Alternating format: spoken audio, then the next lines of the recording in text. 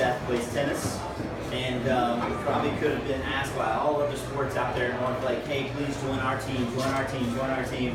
And I know that I've done that probably for years now. And his mom finally came to me and said, hey, he just doesn't listen. He's a kid, just like the rest of them. I mean, look at what happened for him this year.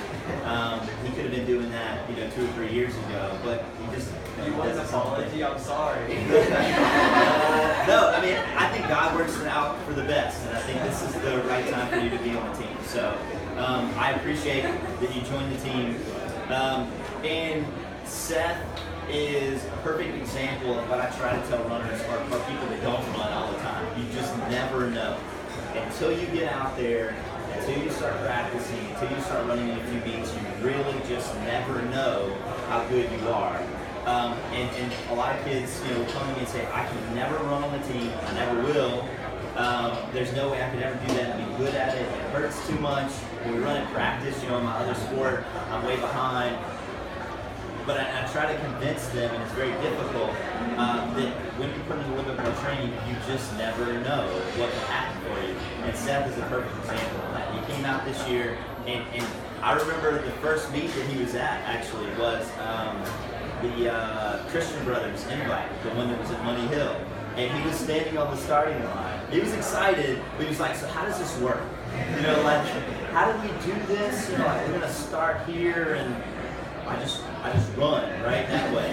And he was asking all these questions because he just didn't know. He had no clue how this was going to work.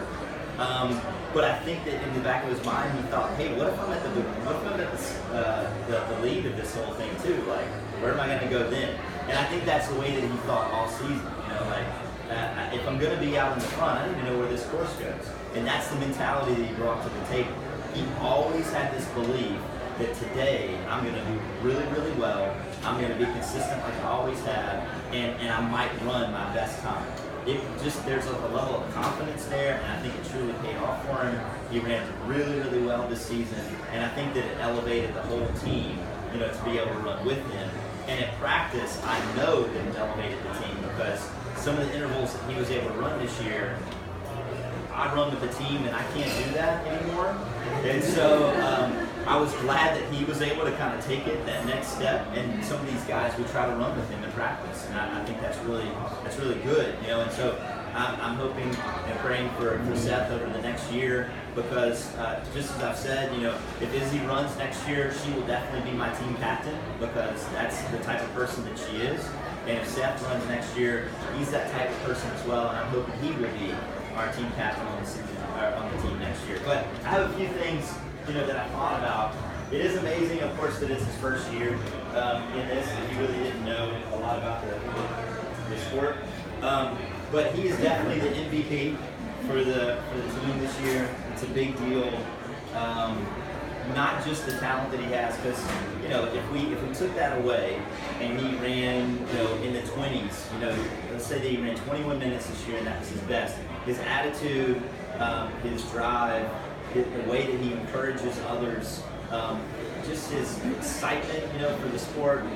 You can easily see when people hang out with Seth, there's a lot of laughter and smiling that goes on around him, And I know they're making fun of him sometimes, but no, he's just a great person to be around.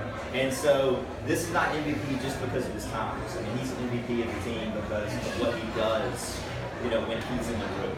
And he's around everybody, it's a big deal. So that's one. But then there's kind of a momentous occasion this year, and Seth did break the school record for 3 miles this year. And I felt really bad. We had a pep rally at the school, a few weeks ago, and I got to announce this to the whole school without him even being there, because he had some academics that he had to take care of, and so that's important. But when I said the time, I can remember this vividly. When I said the time, there was like people all in the crowd. They were like, "Oh wow!" Like, "Oh my goodness!" They couldn't believe, that he had run 17:38 this year. To me, though, this is not the end. I don't think for Seth. I'm really excited about next season, and I think that I'll probably be handing out another one of these. For an even better time next year. No pressure, by the way. But I just think that the only deterrent, the only thing that held him back this year is not knowing the not having the training in the off season. And again, that's why he's receiving this award too, because he's already talked to all of the guys about, hey, we need to get a schedule together, we need to get a training schedule together, and we need to run in the off season.